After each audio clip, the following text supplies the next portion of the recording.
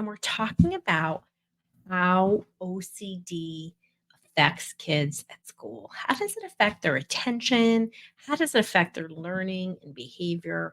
Because sometimes, because it's so internal, it's missed and certainly misunderstood. So, why is OCD so hard to identify? Oh, that's the question everybody asks. So, I think first of all, we just don't have enough trained professionals. And even I was classically trained. I got like a minute on OCD, and it was kind of lumped in with anxiety at the time. I don't think it is as much, but most professionals still think it should be treated just like anxiety. It's totally different. It manifests itself differently, even though people with OCD often have anxiety. Not everybody has anxiety, has OCD.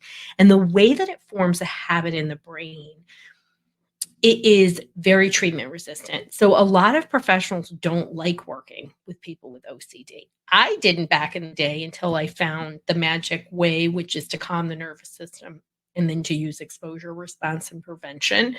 The two really work quite beautifully together.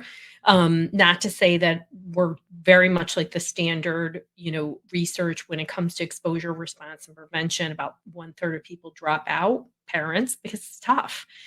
Even though we warn people, they get so kind of discombobulated when their kid is so distressed. They're like, I don't really want to do this. And the OCD is not going to go anywhere unless you break that habit in the brain. So it is hard to identify because professionals are not properly trained, but also because it's an internal thing. So most people think OCD is all about like hand washing and checking. Yeah, that can occur, but it's often about intrusive thoughts, and we don't see intrusive thoughts. And many people, like any clinical condition or condition of neurodivergence, they can function pretty well, right? Until they don't. Usually there's a crash and burn. And I talk a lot about OCD and the symptoms in my natural OCD thought tamer kit. It's just an amazing resource. I created it because parents, everybody can come to me, but you also need quick resources by a trusted professional. And that's me. So you can go to drroseanne.com/OCD kit. So let's talk about how OCD impacts attention, learning, and behavior. So, one of the first ways that I see OCD impact kids academically and people at work is perfectionism. So, like, oh, isn't she Miss Perfect? Or, oh, that he always likes everything just right. It's not exactly a great trait. And perfectionism doesn't mean you have OCD, but many people with OCD have perfectionistic tendencies, or you can even have something, a subtype called just right OCD. And when it comes to perfectionism, what happens, right? You're going to spend an excessive amount of time doing something. Many kids with OCD won't turn in work. There might be what's called frequent erasures, where if you watch them in the classroom, when I used to watch kids in classroom, they would have all these erasing, erasing, erasing. And sometimes that was my window. I also saw them go to the bathroom a lot. It's just one of those things where, it's a common situation, but it's impacting your learning because you're going to be so anxious. You're not going to be paying attention in class, right? So when you have OCD, you're not going to pay attention or think properly because you're having intrusive thoughts. Many kids with OCD and anxiety get misdiagnosed as ADHD, and they don't fit the clinical pattern, but they're struggling with attention. It's not the same source. It's not attention deficit hyperactivity disorder. It could be anxiety, it could be OCD. And if your mind is constantly occupied with intrusive thoughts, how can you be present? You can't, right? And if you're not present, you're not going to properly listen. You're going to start missing directions. Many times, as people who experienced or had a loved one have OCD, you know, unless it's a sudden onset with pans and pandas, it kind of creeps in there.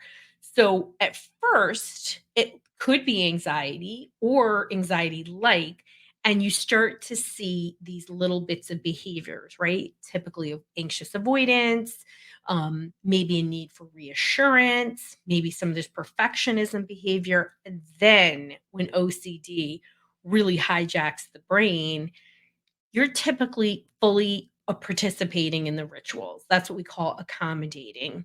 And when a child of any age, whether they're a young child, an adolescent or college kid, is struggling with intrusive thoughts, they typically can't keep up. I remember a long time ago working with a graduate student, and they had your classic germ OCD, and they did really, really well until they had to do their rotation, and they were a graduate student in the medical field, and then they couldn't do it, right? And, when I talked to him about how he was managing before that, what he said is he would just spend hours doing his work, and it had to be, a certain way.